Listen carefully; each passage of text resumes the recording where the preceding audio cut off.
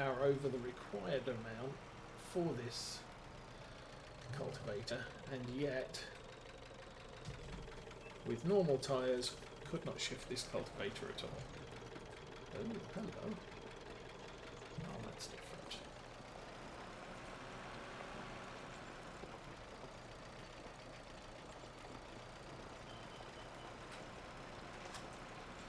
I guess it's been a while since we cultivated any fields. We're definitely shifting. That's cool. But yeah, I remember cultivating spring earlier this year, but we just couldn't get this thing to move. And I was watching, I can't remember, it was a Father Klein video where he did a tryout on equipment and, well, basically cultivating with different wheels to see if it made a difference. And he basically discovered if you put a front weight on, which I'm not sure we've got an option of that,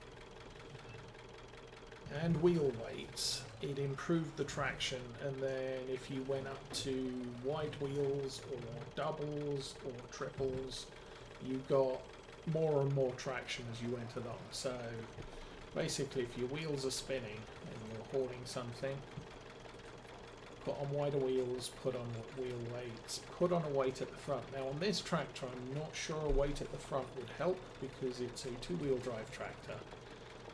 So we're not getting any traction benefits from the front wheels, except for steering. My volume seems low. No, my volume is high. Hang on, let me...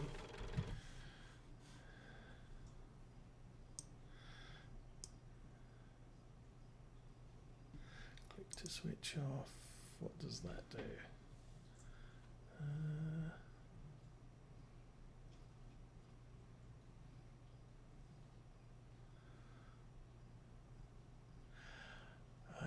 It looks like I'm on full volume. Oh, hang on. There's always the mixer. Volume mixer. Speakers. Open sound settings. Nice properties. Test your microphone.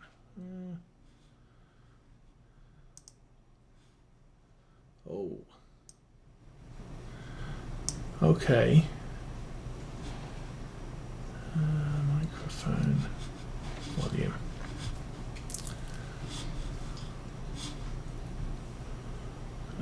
Settings back. Hello, hello, hello. Is that any better? I'll try not to speak too much louder than I normally do. That does look a bit better. Okay. Yeah. So let me know how the volume sounds now. I have adjusted the mic volume in Windows. And yay, that's better. And Hail Team, thanks for the cheer. So yay. So yeah, so anyway, we did learn from possibly Farmer Klein or possibly Mr. Seeley P that putting wide tyres and weights all over the place does help for this job. As far as I'm aware, putting weights on the wheels does not help with counterbalancing your front loader. Not that that's a problem for this particular playthrough because we are not using any front loader equipment. I have a rear 3-point pallet fork that we can scoop up pallets and move around and bring back from the store and the likes. I don't have any bale forks. I don't have any bale handling equipment.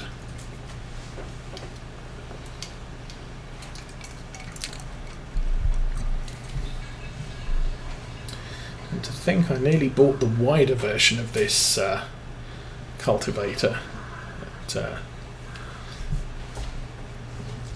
Now, if anything, I would possibly, for this farm now, we've only got 3 fields, so we're in the sort of the interim between winter or between harvest and planting season. So any expansion on this farm would strictly be fields to increase our earning potential over the year. However, the funny thing is with that is it could reduce our earning potential because there are so many contracts available on this map. I think throughout the summer I just thrashed out fertilizer contracts until I could afford the harvester, and we still ended up with about 25,000 pounds. It should be euros. Over and above that cost. Not like I needed anything else, so.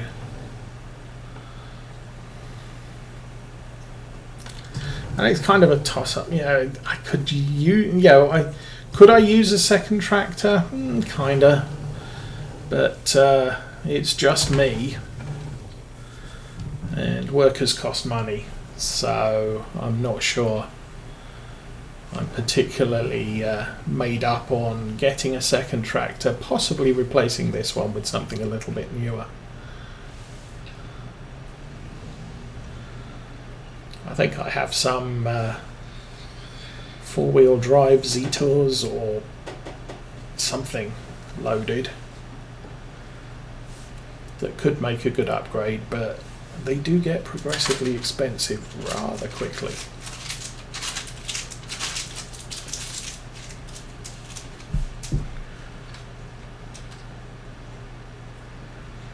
That's not bad. It is a nice little tractor. And it suffices with what we need it for. Yeah.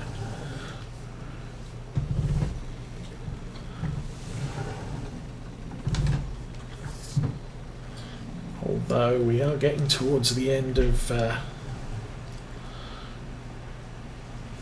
day. I think my plan today, what are we running at? It's coming up to 9 o'clock. So I will play this until 10 and we'll see where we are. I think by spring I'd kind of like to get back to start the stream in the morning, finish the stream at night. But there's going to be a lot of skipping time when the snows come. So we'll see that. Well, thanks for prompting me to look up the sound, because I know someone mentioned it on Saturday and I just figured I was talking quietly, plus the kids were playing loud, so maybe that was hampering my microphone's efforts to pick up sound. I really should, now that we're settled, we're in a new house, we have new desks. I have been considering a mic stand, so that would bring the microphone closer to my face rather than sitting on the desk. I might look at that. First thing I should do, however, is get the screen stands set up. I've got a couple of wall mounts for the screens and I just haven't got around to it. I should probably do that. I've got a stud finder and all the other bits and pieces I need. Drill might need recharging, but yeah. That's just a thing. Doesn't take long to do.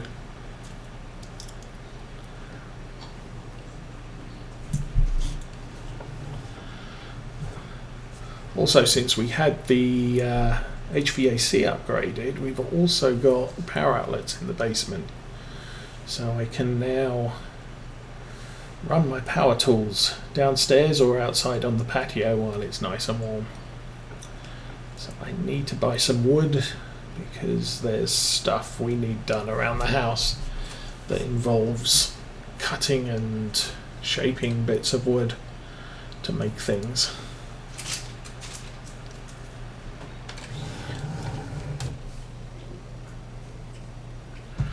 So this is the biggest field I have. This might be the biggest field I have, which is why it's taking a long time.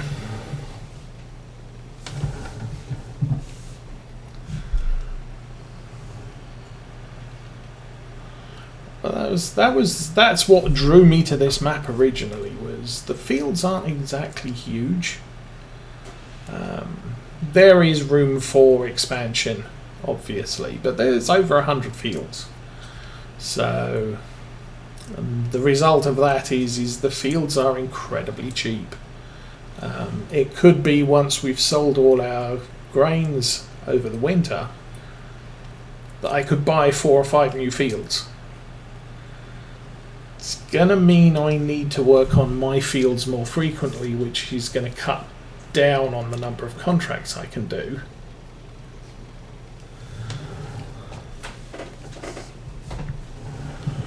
But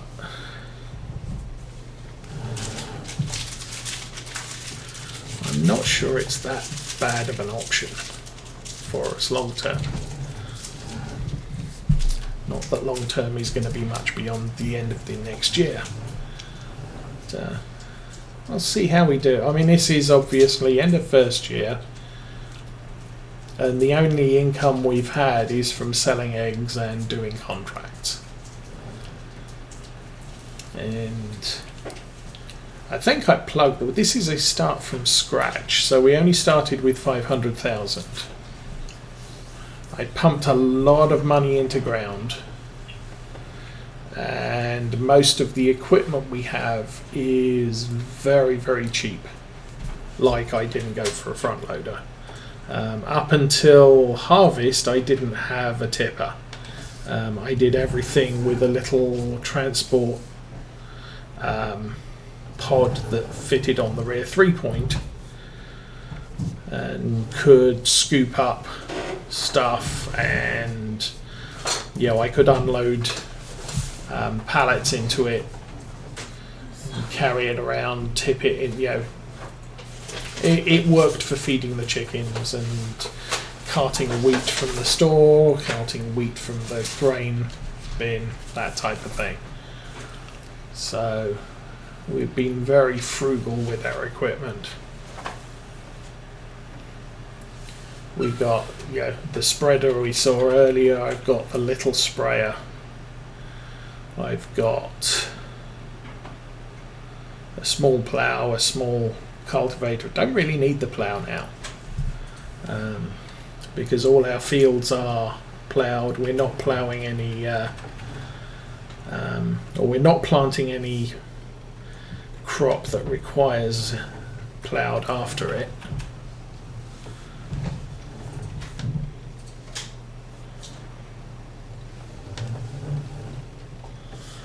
This is kind of a nice texture for just cultivating.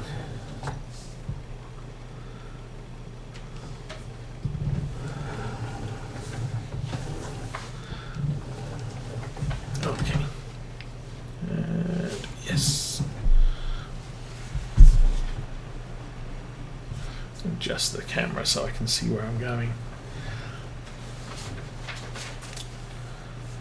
Weeds, go away.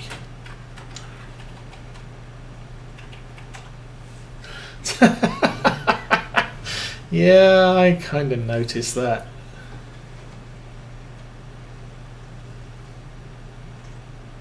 I'm not even sure I did any what was it?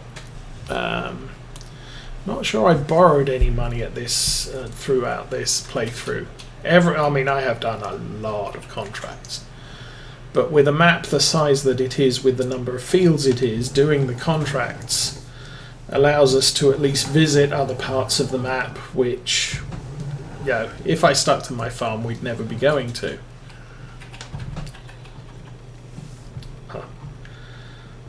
I will do bad things and reverse with the cultivator lowered. There we go. So if I can get all these fields, yeah, I'm saying if I can get all these fields cultivated before the end of the day, that would be nice. But we've already been an hour on this field.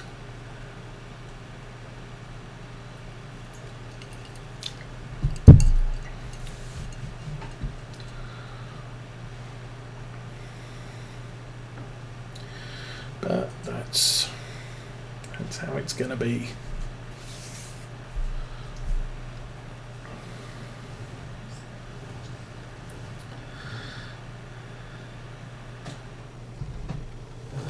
Yeah, I think, who's the other guy? I watch fairly regularly.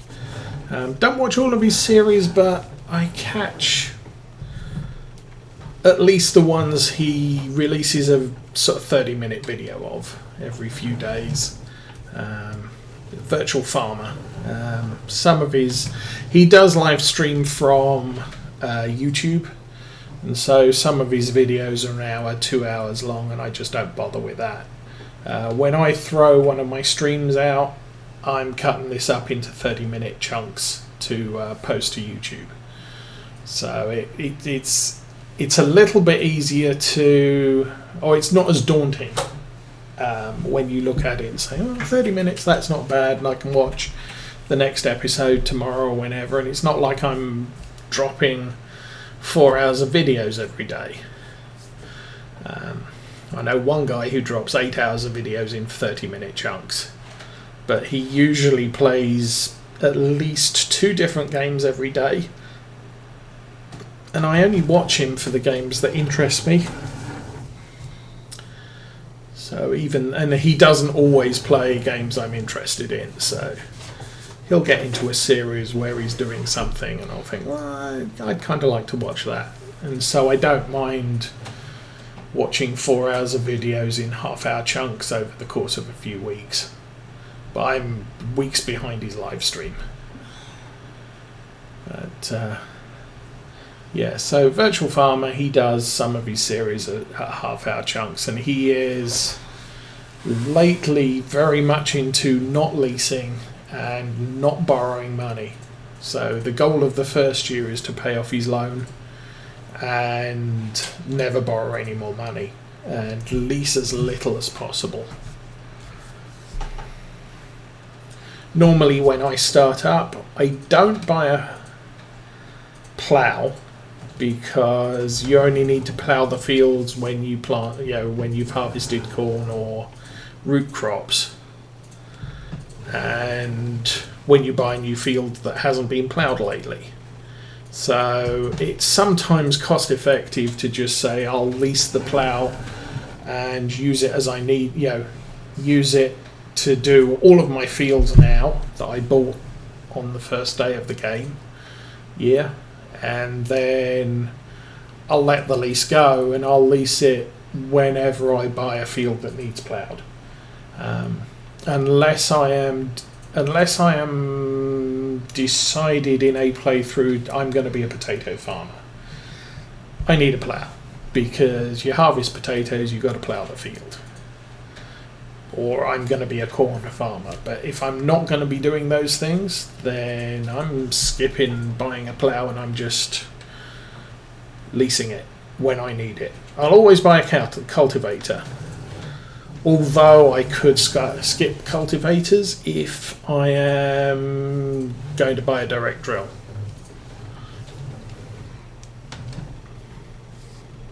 And I buy what I need as I need them. I don't know that they do.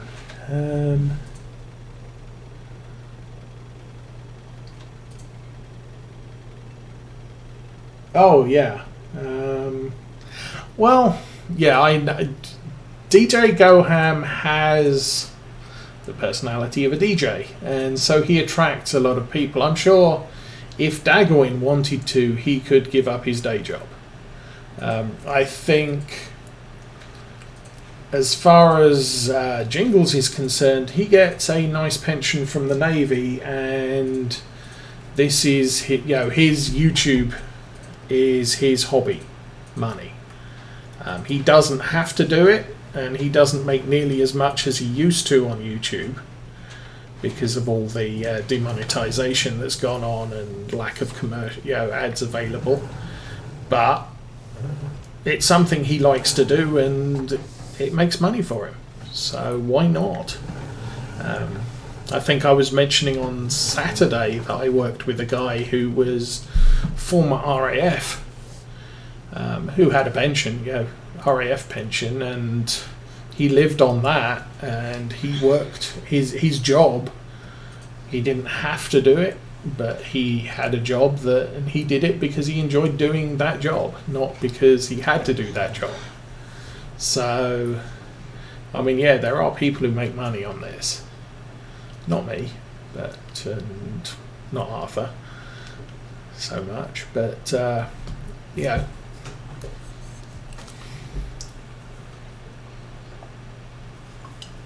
But you have to have the personality that brings in a lot of people, or boobs, and be willing to show them.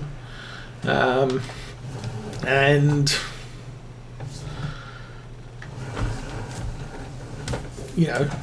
make it entertaining. I think Flambas is surprised at his status.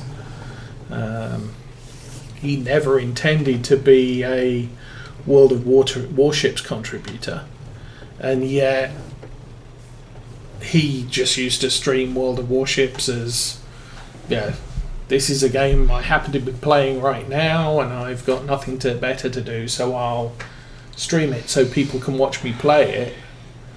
And I think he was saying some guy who had thousands of followers ended his stream and was just looking through who's live on Twitch that is playing World of Warships.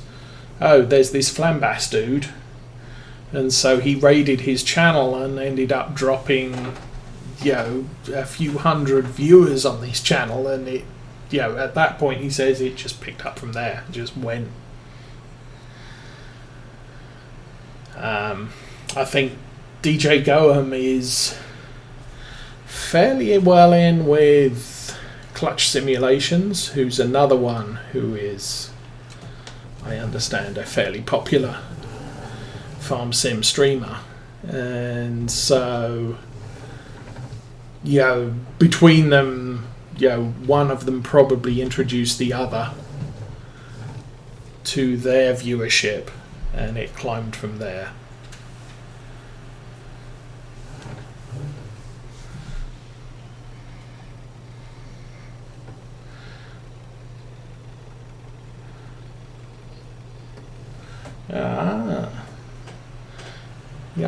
I must admit, I've watched some of CLP, but I don't watch him regularly, and he doesn't get recommended on my YouTube channel.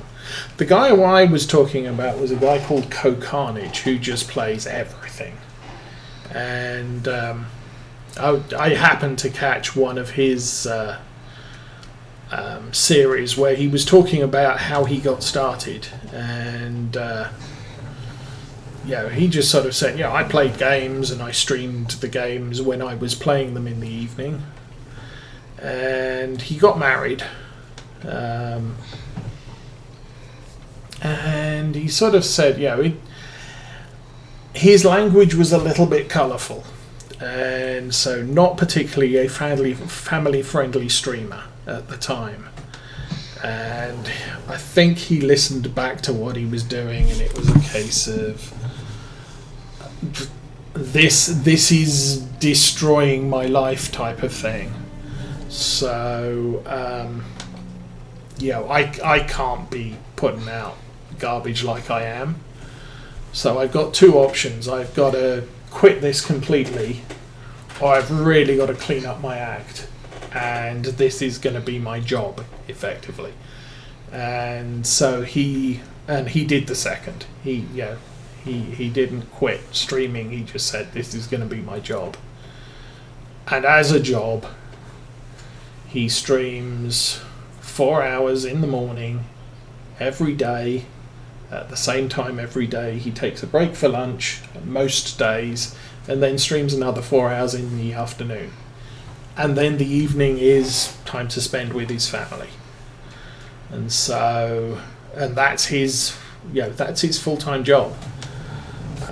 Obviously, he's got a number of guys who have been around on his channel for a long time that support him with, graphics and moderator, and just help him, set his system up so that he's streaming the best. They all have a personal Discord channel so he can talk to them, or they can tell him stuff in his ear while he's doing his show. And if the stream drops, he's got immediate notification from them. And he's a pleasant guy. He puts on a good show, and he plays some interesting games sometimes. Sometimes he doesn't. He gets a lot, and because of his status in the gaming world and streaming, he gets a lot of early releases.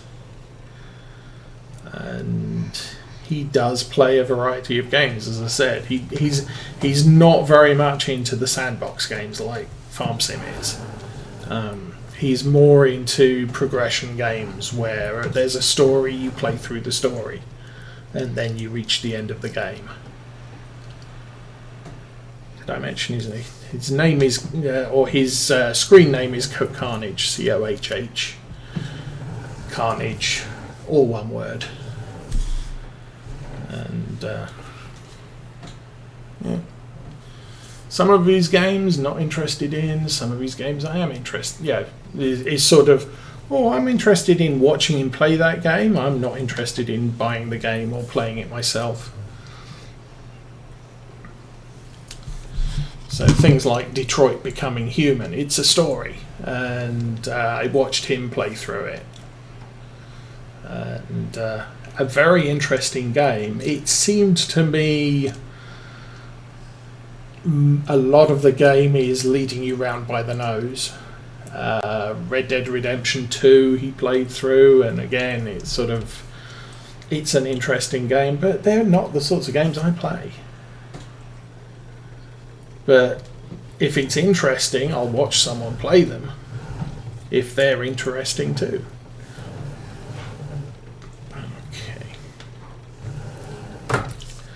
Kind of thinking I should probably run across the bottom of this field just to give me room to turn around. A bunch of foliage at the end of it.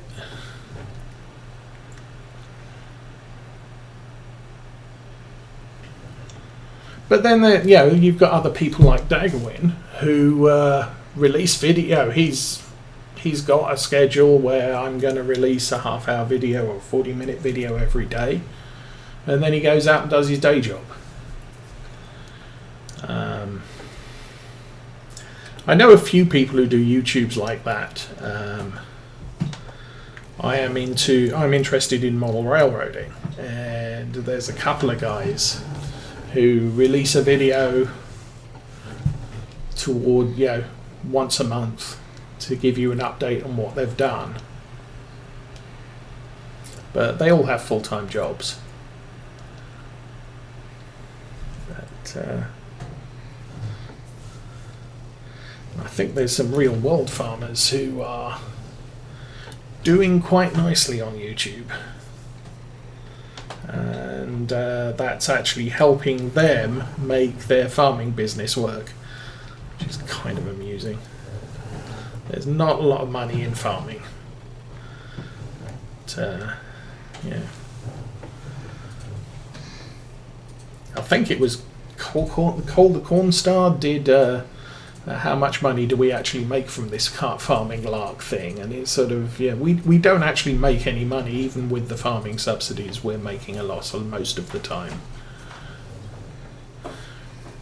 But when you get to the point where someone like the Millennial Farmer is, where he's getting sponsorship deals and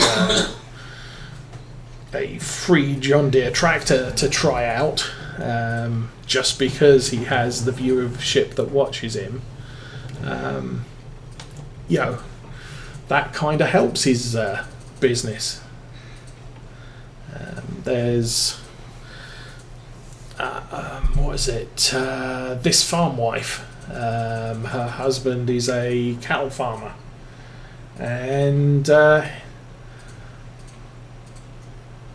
think he's coming around to the idea of this YouTube thing is actually kind of interesting. He's not so much interested in being involved, but he's noticed that his wife is making money on, YouTube videos about the farm. And so while he's not besotted with YouTube, he is rather intrigued about, well, we're actually making money off this and we can pour that back in the farm, and on bad years we're not making a loss anymore, type of thing, or much of a loss